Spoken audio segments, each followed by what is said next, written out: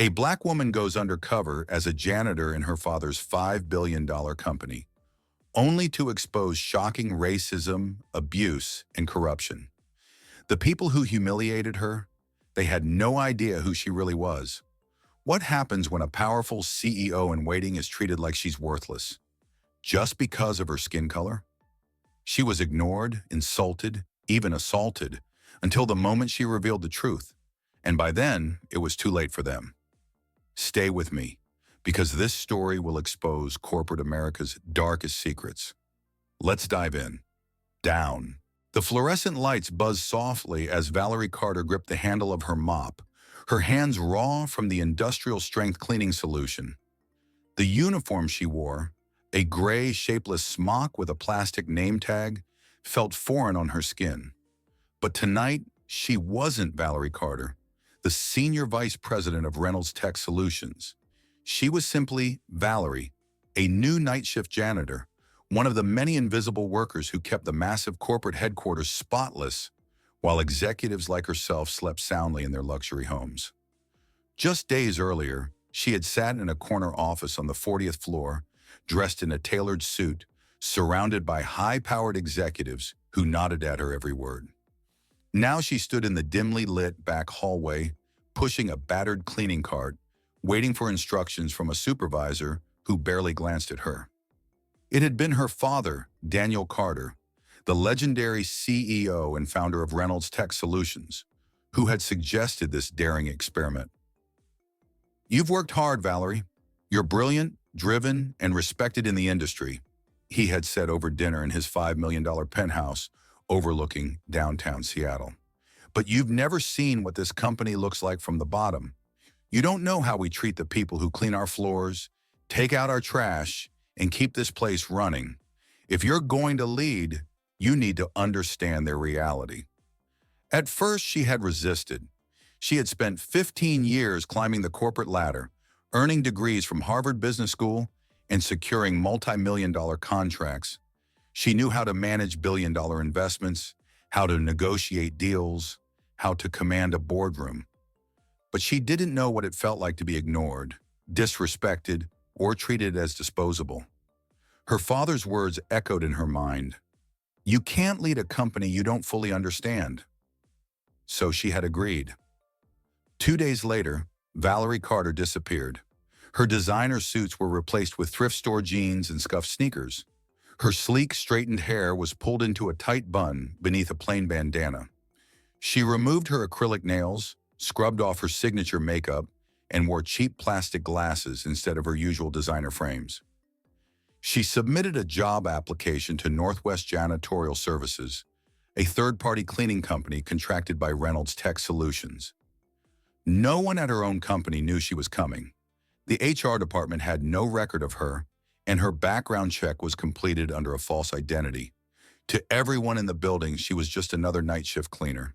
And so at 10 p.m. on a Monday night, she walked into Reynolds Tech headquarters, not through the grand front entrance where she used to be greeted by security, but through the back door near the loading docks, where janitors and maintenance workers punched in and out without so much as a glance from the executives above.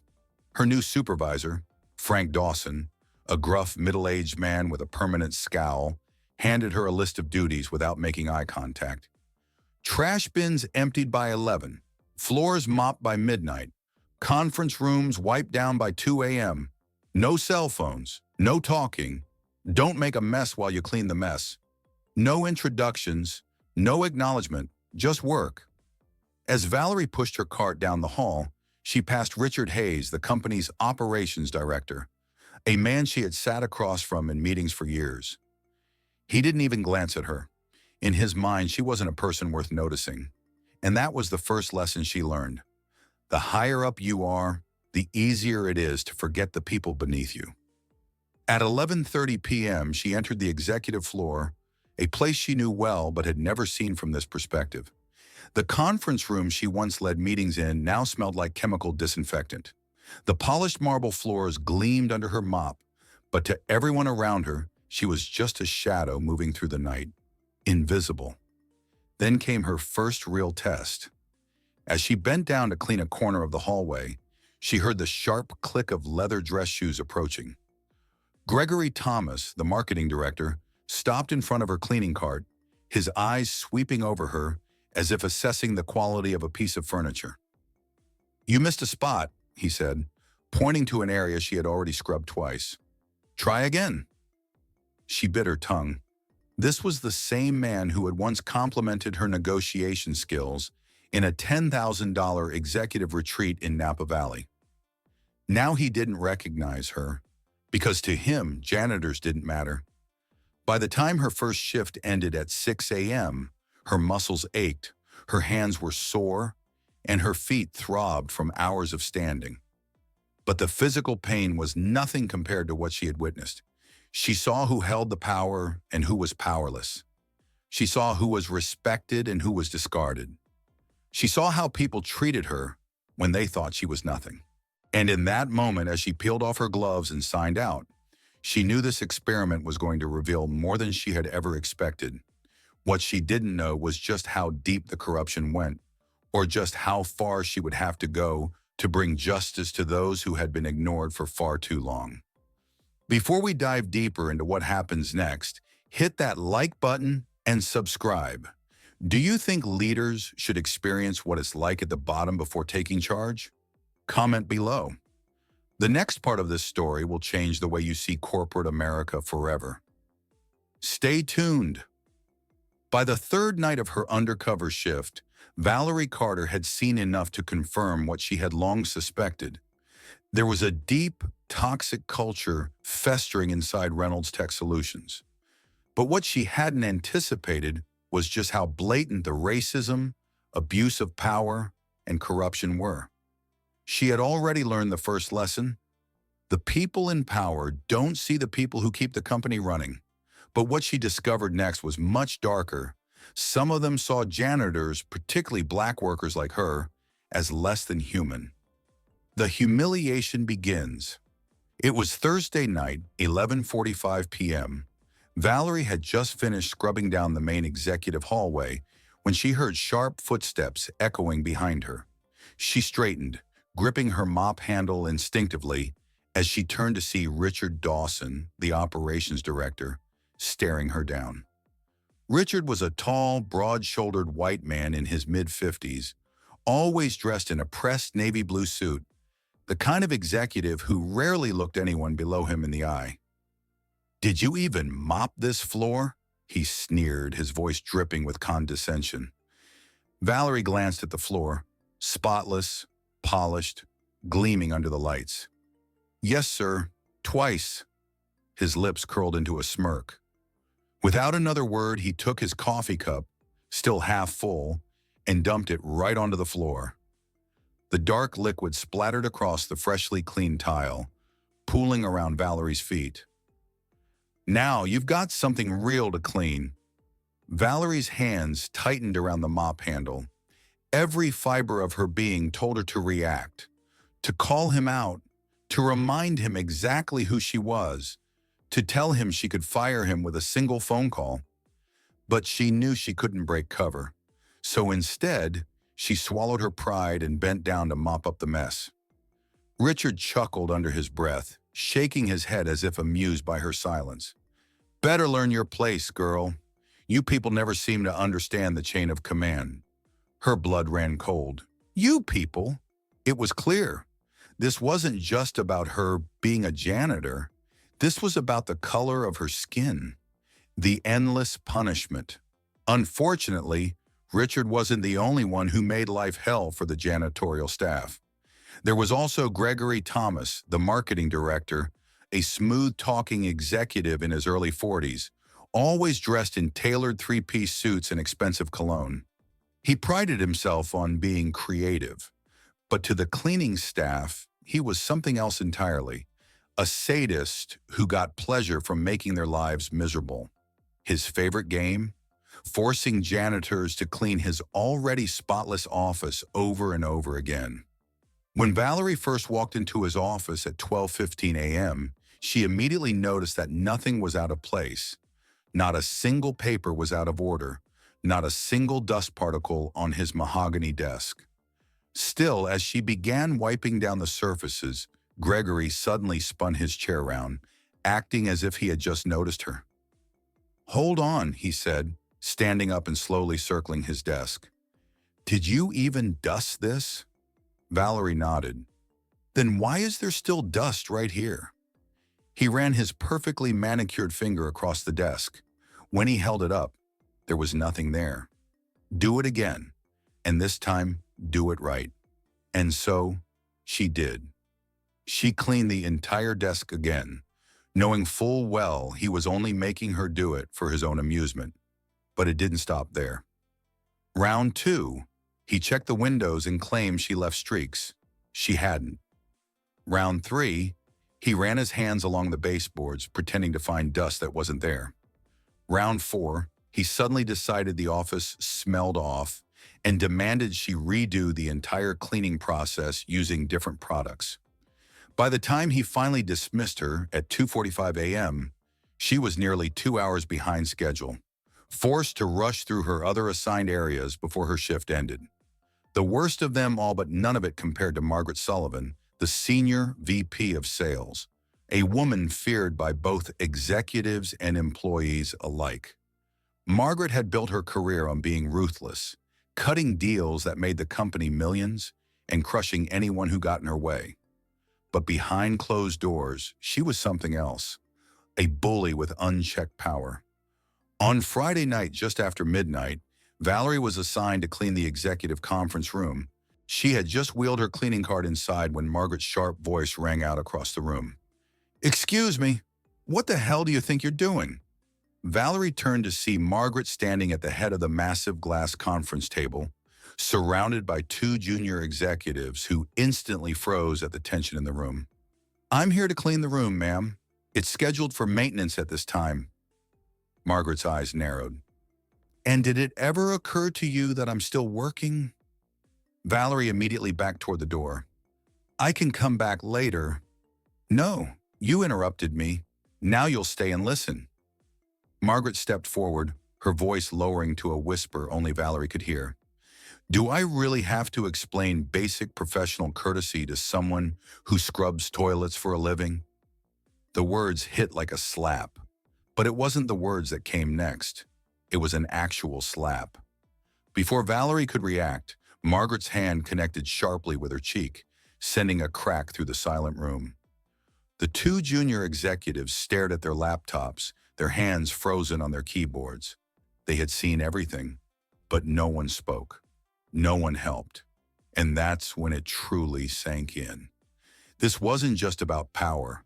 This wasn't just about arrogance.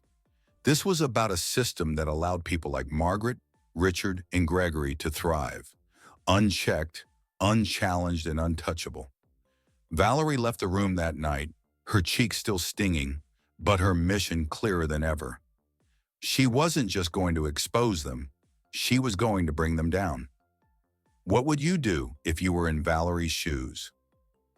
Comment below and tell us your thoughts.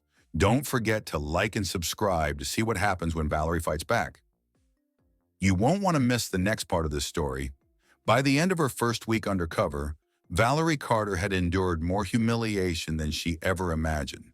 She had been insulted, overworked, humiliated, and even slapped, all because the executives at Reynolds Tech Solutions believed she was nothing more than a janitor. But what they didn't know was this: she was watching, she was listening, and she was recording everything. What had started as an experiment to understand her father's company had turned into something far more dangerous. Valerie wasn't just witnessing mistreatment. She was uncovering systemic corruption, financial fraud, and blatant racial discrimination at the highest levels of the company. And now she had one goal: bring them down. Step 1. Collecting hard evidence. Valerie knew that exposing workplace abuse wasn't enough. If she wanted real consequences, she needed proof. Proof that couldn't be dismissed as misunderstandings or exaggerations. She started documenting everything. She used her phone to record conversations. She kept it hidden inside a supply closet while she cleaned executive offices. capturing audio of their racist remarks, verbal abuse, and admissions of unethical behavior. She photographed financial documents. Gregory Thomas, the marketing director, often left sensitive reports carelessly scattered across his desk. Late one night, when no one was around, Valerie took high-resolution photos of spreadsheets detailing missing funds, money that was supposed to go toward employee benefits but had been funneled elsewhere. She strategically placed a hidden camera. Inside her janitor's cart, she installed a tiny, high-definition spy camera that recorded her nightly mistreatment. It captured Richard Dawson dumping coffee onto the floor just to make her clean it again. It recorded Margaret Sullivan slapping her in the conference room. It even caught Janet Miller, the HR director, dismissing abuse complaints outright. With each passing night, the evidence piled up. Step 2. Following the money. One of the biggest discoveries came by accident. At 1:30 a.m. on a Tuesday, Valerie was taking out the trash when she overheard a heated conversation in one of the private executive lounges. Richard Dawson's voice was unmistakable. "Listen, we need to move that money before the next audit. If anyone finds out what we've been doing, we're all screwed." A second voice. Gregory Thomas. "I told you we're handling it. Just keep the janitors out of my damn office." Valerie's heart pounded. "Move the money? What money?" She quickly checked the trash can outside the lounge, where executives often discarded confidential documents without shredding them. Sure enough, she found crumpled printouts of wire transfers showing large sums of money being moved from the company's employee welfare fund to offshore accounts. They weren't just abusing workers, they were stealing from them. That night, she scanned every document she found, sending copies to a secure cloud server, making sure that even if she were discovered, the evidence wouldn't disappear. Step 3. Testing the system. Valerie knew that HR was supposed to be the first line of defense for employees, but after watching how Janet Miller, the HR director, ignored complaints, she decided to test just how corrupt the system was. During her lunch break, she walked into Janet's office, acting as a scared, exhausted janitor. "Ma'am, I need to report something," she stammered, keeping her voice shaky. Janet sighed, barely looking up from her computer. "What is it now?" "Richard Dawson, he threw coffee on me, and Margaret Sullivan hit me. I just don't know what to do." Janet finally looked up, but instead of concern, her expression was cold amusement. "Listen, sweetheart," she said, leaning back in her chair. "This is the real world. Not everyone is nice. If you don't like how things work here, maybe this isn't the job for you." Valerie blinked. "So, nothing's going to be done?" Janet smirked. "If you make a complaint, you'll be gone before the end of the week. That's how it works. It's best if you just keep your head down." That was it, the final piece of the puzzle. HR wasn't just incompetent, they were complicit. And this time, Janet's entire speech had been recorded. Step 4. Planning the takedown. With 2 weeks' worth of video, audio, and documents, Valerie knew she had enough to dismantle the toxic leadership at Reynolds Tech Solutions. But she couldn't just email the evidence to her father. This had to be public, undeniable, and permanent. She sat down with her real laptop, not the burner phone she had been using, and crafted a plan. She compiled all the evidence into a detailed report. Every racist remark, every financial fraud, every abusive action, organized in time-stamped, irrefutable detail. She prepared a PowerPoint presentation. This wasn't going to be a quiet resignation. This was going to be a reckoning. She scheduled a meeting with her father. When he saw what had been happening in his company, he would have no choice but to act. She planned her dramatic reveal. She would attend the next emergency board meeting, but not as Valerie the janitor. She would return as Valerie Carter, the next CEO of Reynolds Tech Solutions. And when she walked into that boardroom in her tailored suit, designer glasses, and high heels, the same executives who had insulted, belittled, and abused her would finally realize the truth. They had been humiliating the very person who had the power to destroy them. Now the question is, what happens next? What do you think should happen to Richard, Gregory, Margaret, and Janet? Should they just be fired, or should they face legal consequences? Comment below, hit like and subscribe, because the next part of this story will be the most explosive yet. Stay tuned. The morning of the emergency board meeting, Valerie Carter arrived at Reynolds Tech Solutions for her final shift as a janitor. But today was different. Today, she wasn't just Valerie the janitor. She wasn't even just Valerie Carter, Senior VP.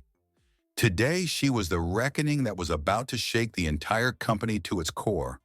For 2 weeks, she had been humiliated, degraded, and ignored.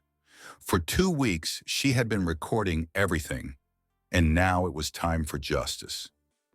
The setup, one last performance. She arrived at 6 a.m., still wearing the gray janitor's uniform, pushing the same battered cleaning cart she had pushed every night. The executive boardroom, the site of her final confrontation, was already prepped for the 10 a.m. meeting. She wheeled her cart in, acting as if she was just another worker, invisible to the men and women in power. And then, right on schedule, in walked Richard Dawson, the operations director, the same man who had dumped coffee on her freshly mopped floors just to humiliate her. He sneered when he saw her. "Still here, huh? I thought we got rid of you already." She said nothing, just lowered her head and continued cleaning. Richard smirked and left to prepare for the meeting. He had no idea that within the next hour, his entire career would be reduced to ashes. 10 a.m. The boardroom is full.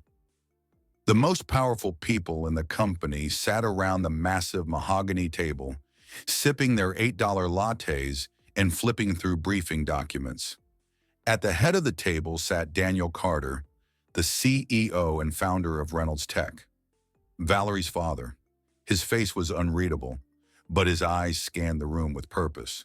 Margaret Sullivan, the senior VP of sales, sat near the front, still smug and untouchable, the same woman who had slapped a janitor in front of witnesses. Gregory Thomas, the marketing director, leaned back in his chair, arms crossed as if the meeting was just a formality. Janet Miller, the HR director, tapped her pen against the table, looking bored. And Richard Dawson? He was grinning, as if he already knew he was too powerful to be taken down. They were all wrong. The moment everything changed. Just as the meeting was about to begin, Richard's voice cut through the room. "Can we get the cleaning lady out of here before we start?" The room barely acknowledged Valerie's presence. That was the last time they would ever overlook her. She straightened her back, turned around, and walked toward the table. "Actually, Richard," she said, her voice calm but commanding, "I think I'll stay." A few people chuckled, until she pulled off the headscarf, letting her perfectly styled hair fall into place. Then she reached into her pocket and slipped on her designer glasses. Finally, with one fluid motion, she unzipped the janitor's uniform, revealing the perfectly tailored navy blue suit underneath. The room fell completely silent. Richard's grin disappeared. Margaret's smugness evaporated. Gregory's arms uncrossed as he leaned forward in shock. And Daniel Carter, her father? He simply sat back, watching the scene unfold exactly as planned. "For those of you who don't recognize me," she said, "my name is Valerie Carter. I am the Senior Vice President of Reynolds Tech Solutions, and as of today, I am the next CEO of this company." The room exploded, the evidence that destroyed them. This is a joke, right?" Richard stammered. "No, Richard," she said, clicking a button on the remote in her hand. "This is a presentation." A massive screen behind her lit up, playing a video, footage from the hidden camera inside her janitor's cart. First clip, Richard Dawson dumping coffee onto the floor. Second clip, Margaret Sullivan slapping her. Third clip. Gregory Thomas forcing her to clean his office multiple times just for his own amusement. Fourth clip. Janet Miller laughing off a harassment complaint, telling her to know her place. Gasps filled the room. Board members turned to each other in shock. Richard turned red, his hands clenching into fists. Margaret looked away, her face pale. Janet reached for her water, her hands shaking. Then Valerie switched slides. Next up, the financial fraud documents, emails between Richard and Gregory, discussing how to steal from the Employee Benefits Fund. Wire transfers showing millions funneled into offshore accounts. A crumpled report, one that Gregory had carelessly thrown away, detailing their scheme to push Daniel Carter out of the company. The evidence was irrefutable. And then her father stood up. Effective immediately, Daniel said, his voice cold. Richard Dawson, Margaret Sullivan, Gregory Thomas, and Janet Miller are terminated. Security will escort you out.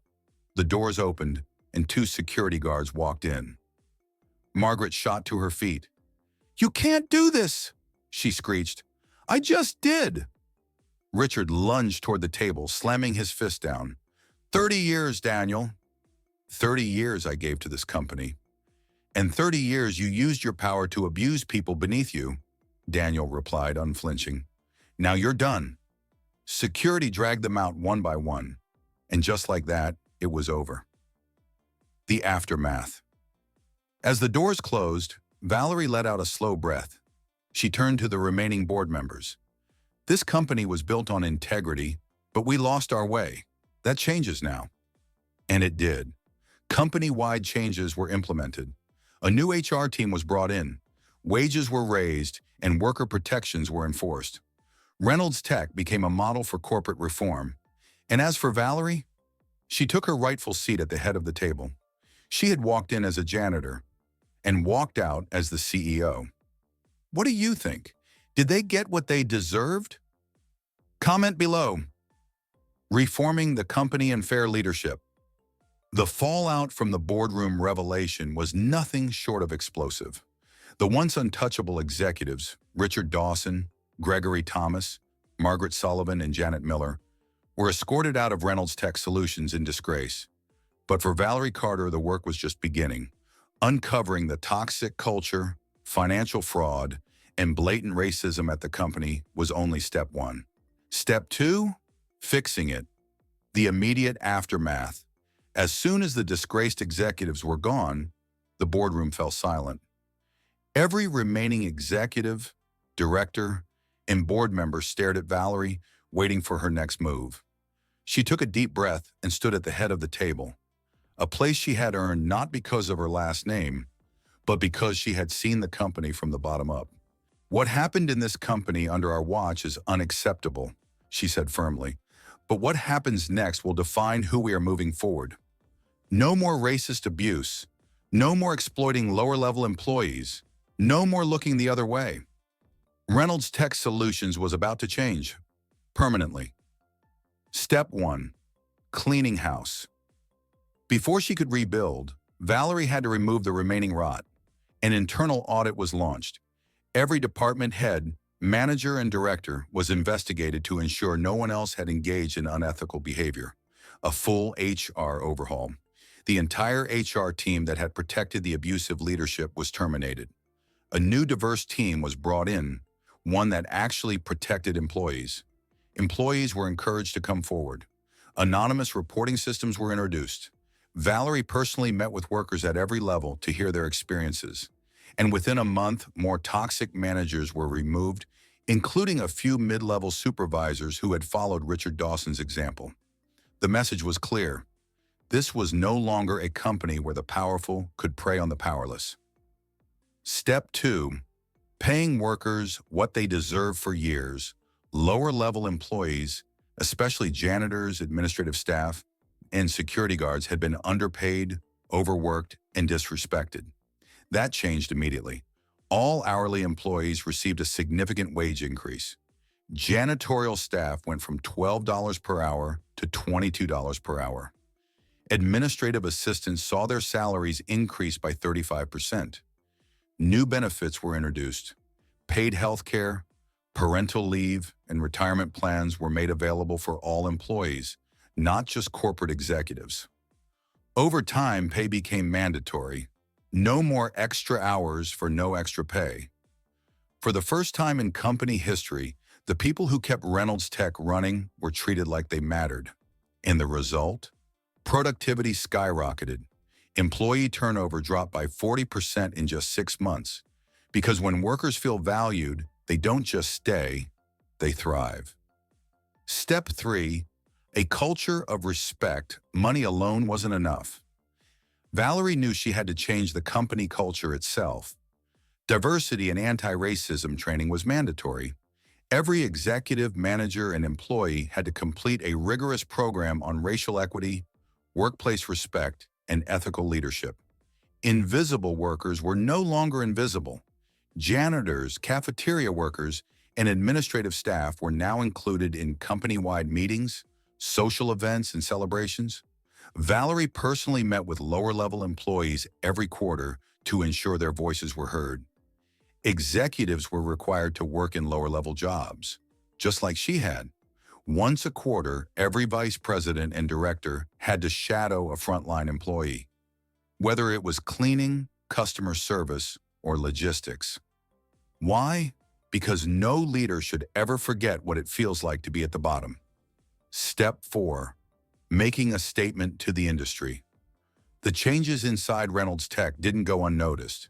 Major news outlets covered the transformation, calling it the biggest corporate overhaul in America. Employees began posting their experiences online, sharing how Valerie's leadership had changed their lives. The company's profits surged by 28%, proving that treating employees well wasn't just ethical, it was good business. And when Valerie was invited to speak at a national business conference, she took the stage and said something that shocked corporate America. For years, companies have treated low-level employees as expendable. We're proving that when you value every worker, from the boardroom to the janitorial staff, you don't just build a stronger company, you build a better world. The audience stood up and applauded, because for the first time in decades, a corporate leader was saying what needed to be said. The final change? A personal pledge. One afternoon, 6 months after her undercover experience, Valerie was walking through the Reynolds Tech headquarters. She saw a janitor mopping the floor, a man who looked just like her father had 40 years ago when he started this company. She stopped and asked, "How's everything going? Are they treating you well?" The man smiled. "Better than I ever thought possible, Ms. Carter. Thank you." That was the moment she knew. She had done more than expose corruption. She had built something better, and she would never forget where she came from, or the people who helped to build her company. What's next? What do you think? Should more CEOs be required to work frontline jobs before taking charge? Comment below. The story of Valerie Carter's undercover journey at Reynolds Tech Solutions wasn't just about exposing corruption. It wasn't just about taking down racist, power-hungry executives or implementing sweeping corporate reforms. It was about something bigger. It was about what true leadership means. It was about why corporate America is failing its workers. And it was about how real change begins, not at the top, but from the ground up. So what are the biggest lessons from this story? Let's break it down. Lesson number 1. Racism in corporate America isn't a thing of the past. For decades, companies have branded themselves as inclusive and progressive.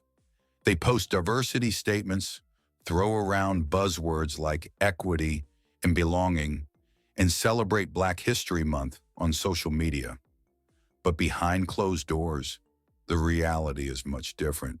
Richard Dawson had no problem dumping coffee on a Black janitor just to assert his power. Margaret Sullivan felt entitled to slap a lower-level employee, knowing no one would dare stand up to her. HR Director Janet Miller dismissed reports of racial discrimination without a second thought. This wasn't a misunderstanding. This wasn't a few bad apples. This was systemic racism in action. Lesson learned. Corporate policies don't mean anything if the people enforcing them don't believe in them. And if no one is held accountable, nothing will ever change. Lesson number 2. A company is only as strong as its lowest paid workers. For years, executives at Reynolds Tech treated janitors, administrative assistants, and warehouse staff like they didn't matter. But Valerie learned firsthand that these were the people who kept the company running. They were the ones cleaning the offices before the board arrived. They were the ones keeping things operational behind the scenes. And they were the ones suffering the most from low wages and workplace abuse. When Valerie raised wages and implemented fair treatment policies, the company didn't collapse. It thrived. Because when workers feel valued, they work harder, stay longer, and take pride in their jobs. And that is what builds a truly great company. Lesson number 3. Power should be used to protect, not oppress. One of the most sickening things Valerie witnessed was how executives use their power to degrade others. Gregory Thomas forced janitors to clean his office multiple times just to prove he could. Richard Dawson humiliated Valerie in public because he enjoyed seeing her powerless. Janet Miller laughed off reports of abuse because she wasn't afraid of any consequences. And why? Because for years, no one had challenged them. Power isn't inherently evil, but when left unchecked, it becomes a tool for cruelty. Valerie changed that. By exposing the corruption, she reminded everyone, true leadership isn't about control, it's about responsibility. Lesson number 4. Leadership requires understanding every level of a company. Valerie was always brilliant. She had the degrees, the experience, and the confidence of an executive. But what she didn't have was an understanding of what life was like for the people at the bottom. When she spent 2 weeks as a janitor, she experienced being ignored in meetings, being spoken down to like she wasn't intelligent, being treated like her time and dignity didn't matter. And it changed everything. That's why when she became CEO, she required every executive to work in a lower-level position once a quarter, because no leader should make decisions for people they don't understand. Final thought, corporate America must do better. Valerie Carter's story is fictional, but the problems are real. Every day, Black employees face discrimination in the workplace. Every day, corporate leaders prioritize profit over people. Every day, workers are undervalued, overworked, and ignored. This isn't just one company's failure. This is a broken system. But Valerie proved that change is possible, not by writing corporate statements, not by hiring more diversity officers, but by taking real action. So the question is, will more leaders follow in her footsteps? Or will corporate America continue to fail the people who keep it running? What do you think? Should executives be required to experience lower-level jobs before becoming leaders? Comment below, like and subscribe for more powerful stories like this. Because real change starts with awareness. Stay tuned.